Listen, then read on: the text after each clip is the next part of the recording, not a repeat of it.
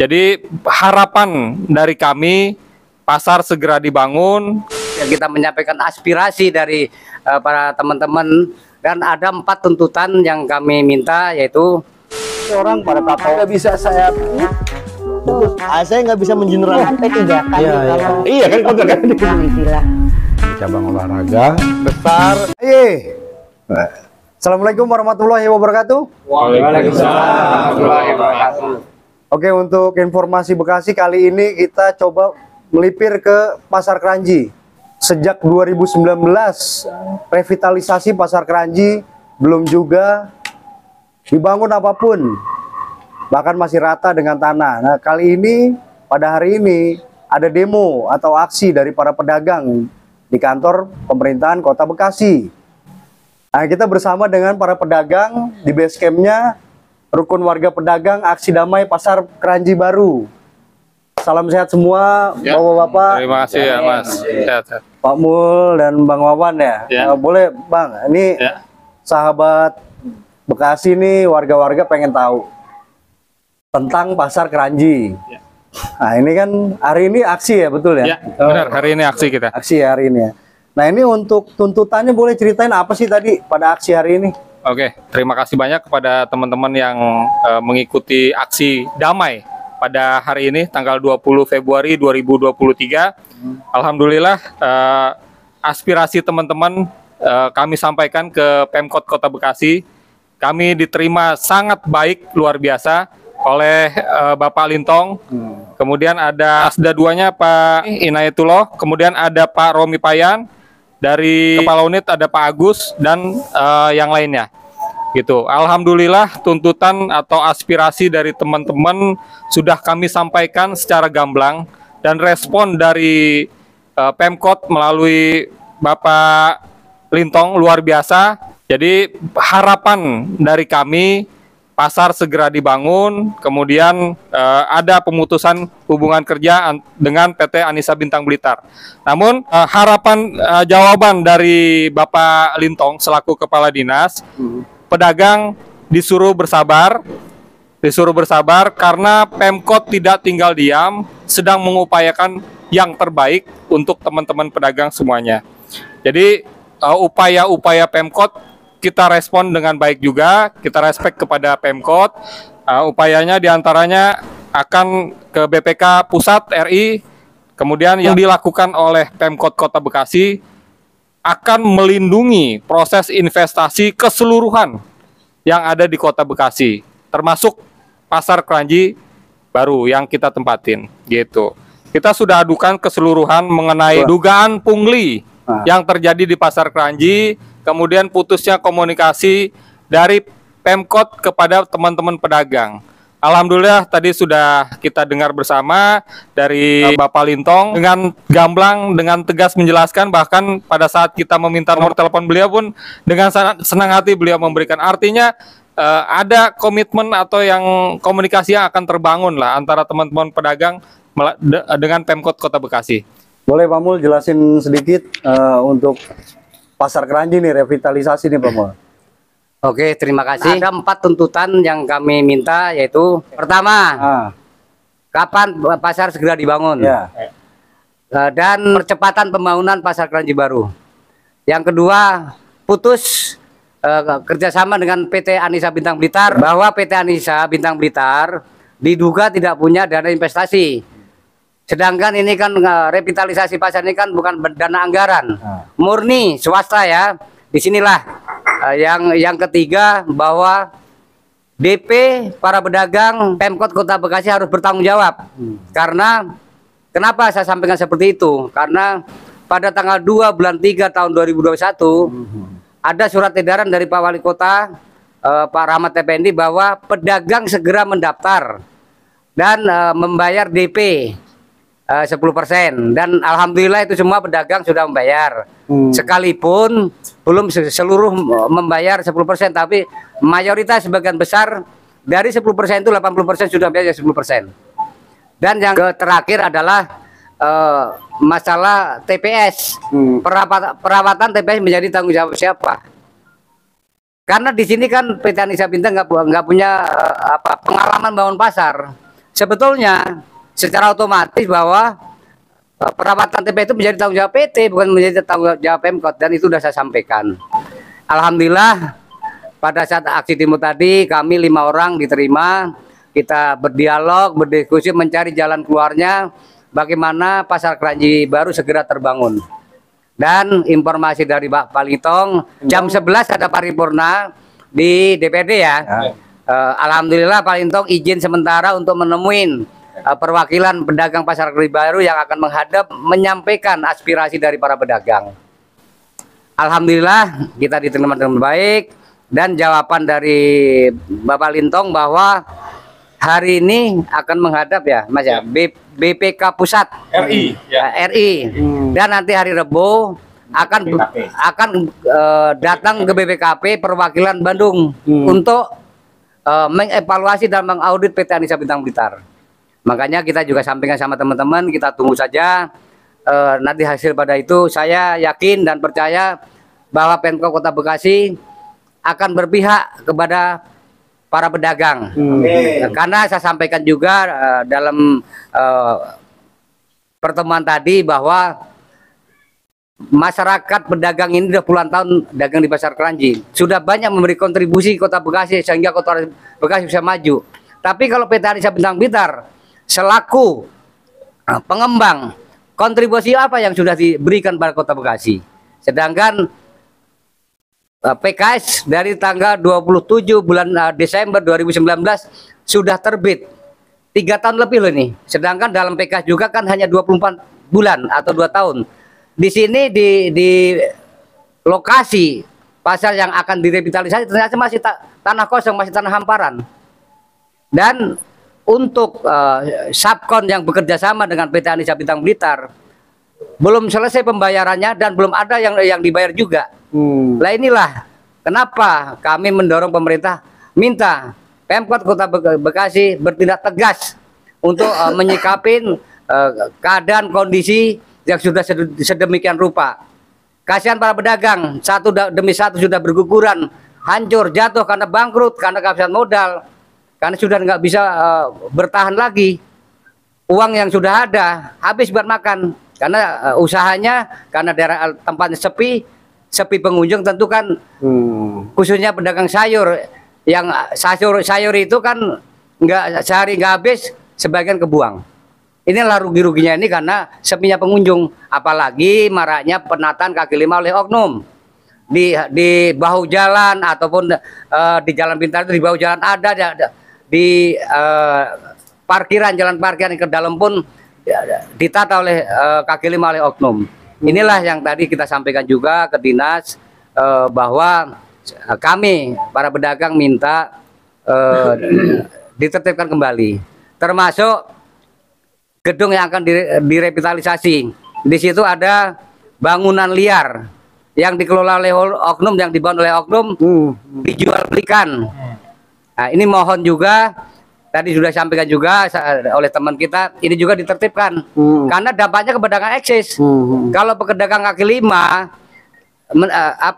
ngontrak sama oknum, larinya uang ke kantong pribadi.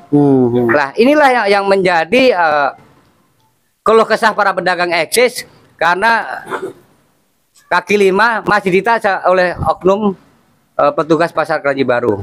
Dan itu kita sampaikan. Terus masalah restribusi, di sini kan marak restribusi, ada indikasi punglinya. Kenapa seperti itu? Karena yang nempatin ini bukan kaki lima lagi, ini pedagang eksis. Dan itu kita sampaikan. Jadi pertanyaan dari kami kepada Pemkot Kota Bekasi, berapa sih satu lokalnya restribusi yang sebenarnya dengan ukuran 1,5 kali 2? Kita minta kejelasan biar karena kalau kesal dari pedagang ini kan ada yang satu hari kena 45.000, ada yang kena 40.000, malah ada juga yang 50.000, ada juga yang lebih 50.000. Itu apa tuh, Pak Mul? Restribusi. Dengan dalih restribusi per hari, terus gitu ya? Per hari. Terus Pak, ada karena pedagang ini kan siang malam di jalur utara itu ya, siang diminta, malam pun diminta. Inilah yang menjadi keresahan para pedagang. Makanya pedagang mengadu pada kami sebagai perwakilan dari pedagang, dan kita sampaikan oleh Pemkot Bekasi, dan insya Allah tidak waktu yang tidak lama akan ditertibkan. Kita tunggu aja hasilnya seperti apa.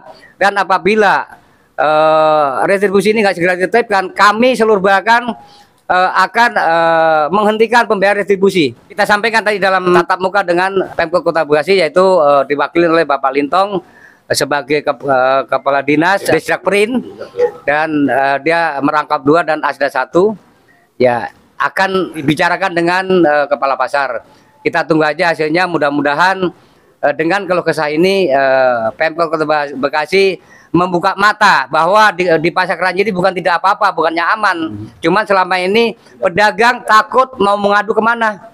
Ya. Dan alhamdulillah pada hari ini kita mengadakan aksi demo damai, aspirasi dari seluruh para pedagang kita sampaikan. Ya, kita tunggu aja hasilnya. Untuk DP nih Pak Mul, Ya. DP itu dari 1.800 pedagang ya total ya? 1.818. 1.818. Berapa persen masing-masing DP udah masuk Pak Mul? Dari 1.818 itu yang sudah bayar DP totalnya 978 pedagang. Karena dari 1.818 itu ya, pemiliknya adalah 1.013. Pemilik kios dan ruko itu 1.013. Sedangkan saya sudah mendaftar itu sudah 978 pedagang. Itu yang bayar DP kios, ruko maupun los. Ya. Nah, di sini kalau kita hitung dari volume yang sudah masuk ke PT Anissa, dari DP 10% itu kurang lebihnya sudah 85% masuk. Karena gini, ada subsidi silang. Yang bayar 5% ada, yang bayar 10% banyak, yang lebih 10% banyak, dan yang bayar 100% lunas juga sudah ada. Los, kios apapun ruko. Jadi ini kan revitalisasi sudah 3 tahun berjalan ya. Betul. Sebentar ya. Bedanya pengen tahu, dulu kan pasarnya di atas tuh ya. Betul. Pindah ke TPS. Betul. Sekarang nih, itu Betul. perbedaannya gimana penjualannya? Jadi keluh kesah dari para pedagang, omset itu jauh menurun. Ada yang menyampaikan, teman-teman itu keluh kesah ke kami, ada yang turun omsetnya bisa mencapai 40 sampai 50%. Sangat gratis. Bahkan ada yang 80% kok. Apalagi janjinya dulu katanya kan akses pintu ke belakang ada. Ternyata sampai sekarang ini kita sudah hampir 22 bulan ya, hampir 2 tahun kita pindah di TPS bawah. Ternyata akses jalan ke belakang itu enggak terrealisasi. Yang di TPS nih ya. Betul, yang di TPS enggak terrealisasi. Itulah dampak dari menurunnya omset para pedagang. Sudah begitu kan jalan untuk di dalam TPS sendiri oknum menata. Pedagang liar, pedagang kaki lima, dan itu nggak gratis, cuma pakai semua bayar pakai duit. Jadi di dalam TPS itu ada pedagang liar. Ada pedagang kaki lima yang ditata oleh oknum, dan itu tidak gratis.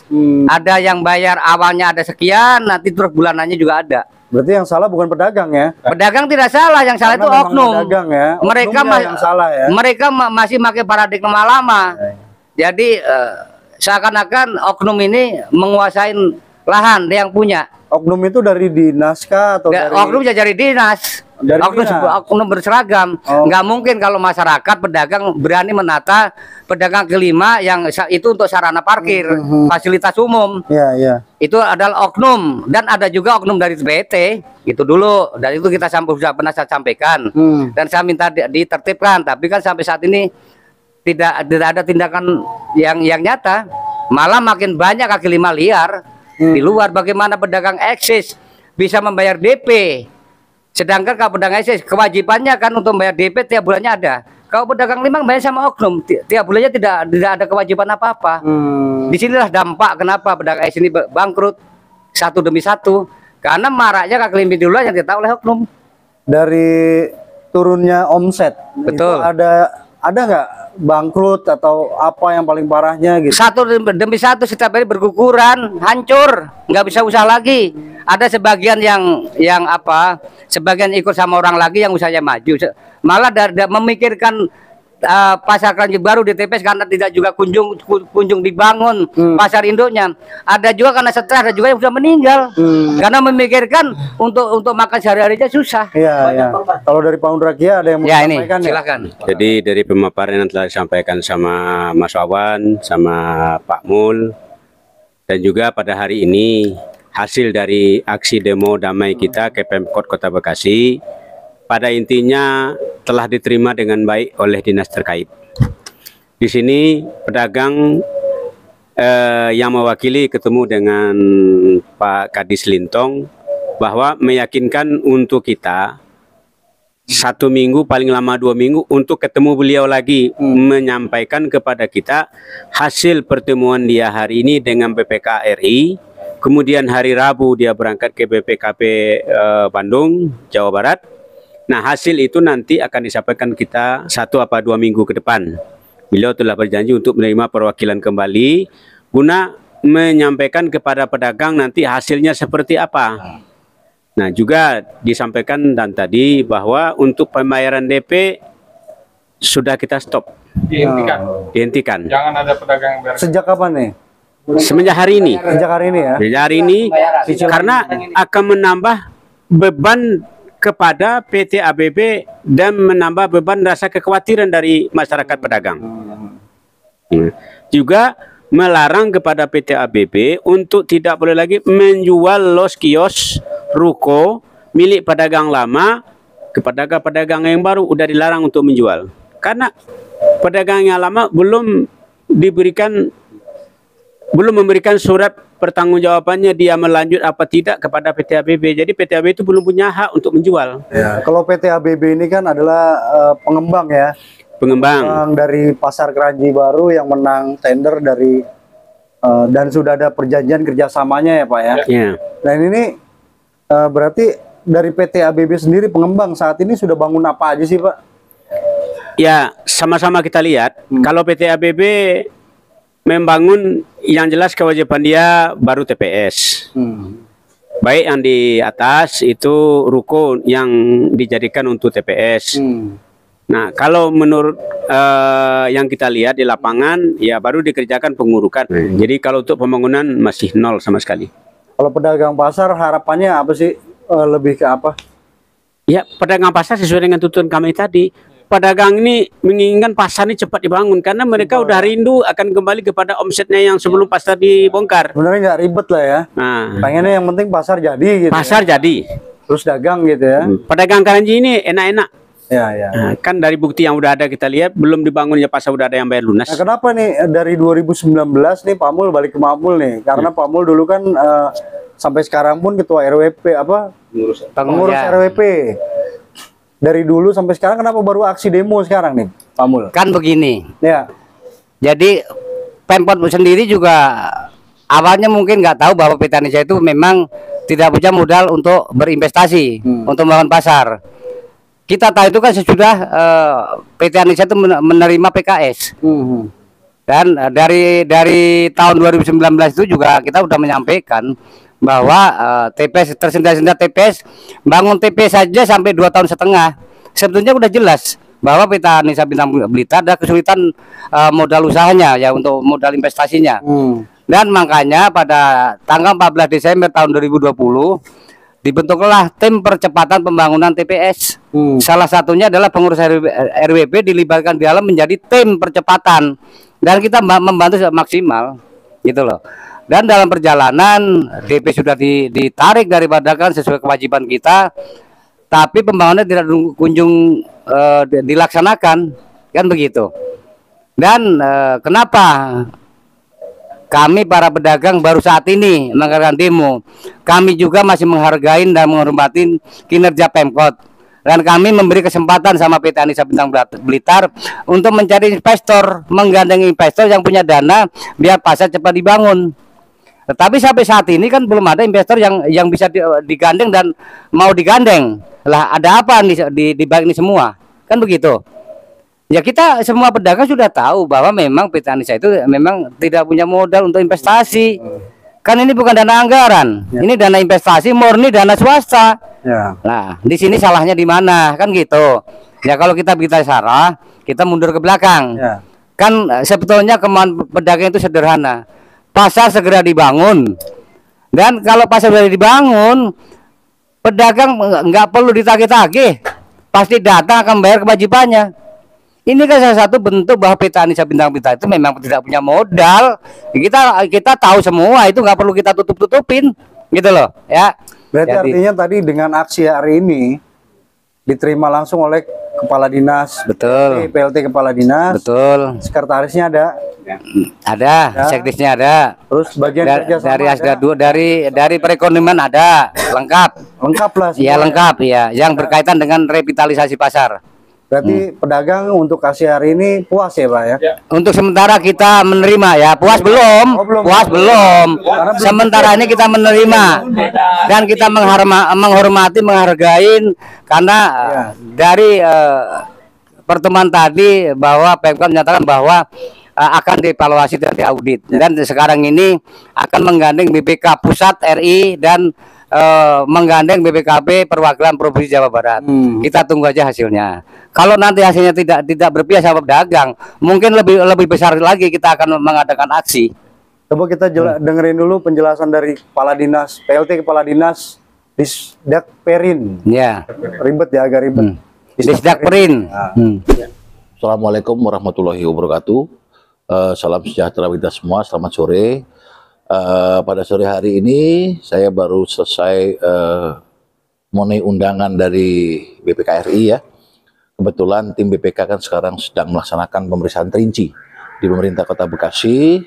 Kami dari Disdak Perin tentunya juga memenuhi undangan tadi jam 12 ya, setelah menerima demo damai dari para pedagang yang ada di Pasar Kranji Baru sebagai tindak lanjut ya. Jadi dari pertemuan atau dialog dengan para pedagang, kami juga langsung diundang oleh BPK RI menyampaikan hal-hal terkait dengan permasalahan Pasar Kranji. Ya, syukur alhamdulillah tadi diterima oleh tim BPK, Bu Retno dan timnya. Kita sudah sampaikan persoalannya, dan tentunya dalam waktu dekat informasi dari Bu Retno, minggu ini kita akan masing-masing pihak terkait dengan permasalahan Pasar Kranji ini, baik pemerintah, kemudian PT ABB selaku pelaksana revitalisasi dan pengelola pasar akan diundang oleh BPK, dimintakan keterangannya terkait dengan permasalahan yang ada, dan juga terkait dengan rehabilitasi TPS. Tentunya TPS ini adalah merupakan bagian dari perjanjian kerjasama, yaitu pengelolaan dan revitalisasi pasar. Ini adalah merupakan tanggung jawab daripada mitra, yaitu PT ABB, tentunya yang dikeluhkan oleh pedagang tadi yang tidak layak. Tentunya saya sudah perintahkan Kepala Pasar Kranji Baru untuk berkoordinasi dengan PT ABB untuk melakukan perbaikan-perbaikan. Di samping persoalan ini tetap berjalan, tetap dilakukan penyelesaian yang terbaik. Prinsipnya penyelesaian terbaik ini bagaimana pemerintah Kota Bekasi melakukan perlindungan terhadap investasi, melakukan perlindungan terhadap para pedagang yang tentunya nantinya bisa menjalankan operasional perekonomiannya dengan baik, dengan nyaman, dan dengan aman. Dan tentunya pemerintah di sini harus berdiri ya bagi masyarakatnya, bagaimana menciptakan roda perekonomian yang paripurna ya, investasi yang paripurna. Oleh karena itu kita juga berkonsultasi tadi sudah dengan BPK, dan dalam waktu dekat ini, minggu ini informasinya kita akan masing-masing pihak akan diundang ya. Dan selanjutnya Rabu besok kita juga akan ke BPKP perwakilan Provinsi Jawa Barat menanyakan penugasan tim dari BPKP yang rencananya 2 minggu yang lalu seharusnya sudah turun, mungkin karena kesibukan dan lain hal.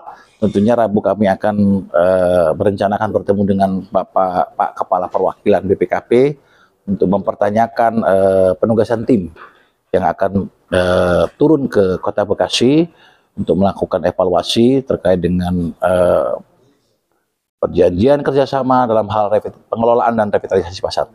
Pemerintah yang lakukan ini tidak semata-mata adalah untuk menjaga investasi dan menjaga keamanan dan kenyamanan pedagang, bagaimana bisa berdagang dengan layak dalam menggerakkan roda perekonomian yang ada Kota Bekasi. Yakinlah bahwa pemerintah Kota Bekasi akan segera mengambil langkah-langkah untuk menormalisasi, untuk memperbaiki hal-hal yang sudah seharusnya memang dalam proses revitalisasi dan pengelolaan ini dengan baik. Tentunya untuk kemaslahatan masyarakat, dalam hal ini adalah pedagang dan pergerakan roda perekonomian yang ada di Kota Bekasi. Ini dari keterangan Pak Lintong, menurut Pak Mul ke depannya gimana nih pedagang pasar nih? Langkahnya? Tentu kita kan dari apa saya sampaikan, kita tetap menghargai kinerja Pemkot ya. Tapi pada saat nanti hasil dari kinerja itu tidak memuaskan dan tidak berpihak kepada para pedagang, tentu kami akan mengambil langkah-langkah yang lebih lanjut. Bisa juga nanti kita langkah hukum akan kita lakukan, kan seperti itu. Kalau saya sebagai penutup, kami ucapkan terima kasih yang sebesar-besarnya untuk Polsek dan Polres serta Koramil yang telah mengawal aksi kami, aksi damai teman-teman pedagang pada hari ini. Kemudian juga terima kasih juga kepada rekan-rekan pedagang yang meluangkan waktunya, yang memberikan kepeduliannya untuk masa depan Pasar Kranji Baru. Kita korbankan 1 hari untuk 20-30 tahun kemudian yang lebih baik. Kemudian juga saya ucapkan terima kasih kepada Pemkot Kota Bekasi, Disdak Berin, Pak Lintong beserta jajarannya keseluruhan yang telah menerima kami, menerima aspirasi teman-teman pedagang. Kemudian saya yakin ada keputusan terbaik yang akan hadir yang berpihak kepada para pedagang. Jadi sehingga keinginan dari teman-teman pedagang, Pasar Kranji Baru bisa segera dibangun. Jadi polemik dari Pasar Kranji itu sudah 3 tahun, kendalanya pasar belum dibangun juga. Semoga dengan jawaban dan hasil nanti gitu ya, dinas terkait dengan BPKP, siapapun pengembangnya sebetulnya yang penting pasarnya jadi Pak ya. Benar, siap. Sebetulnya nggak harus ganti PT pun dari kemarin kalau jadi pasarnya aman aja gitu ya. Kalau PT ABP punya modal dan membangun aman kita dukung. Yang penting jadilah ya. Ini kan udah 3 tahun, sedangkan harusnya kan juga 24 bulan, kita udah mundur setahun loh. Setahun ya. Ya, ini belum ada apa-apa. Berarti masih 2 tahun lagi atau lebih. Pedagang itu yang penting maunya dagang. Ayo! Wah, mantap. Itu. Sorry.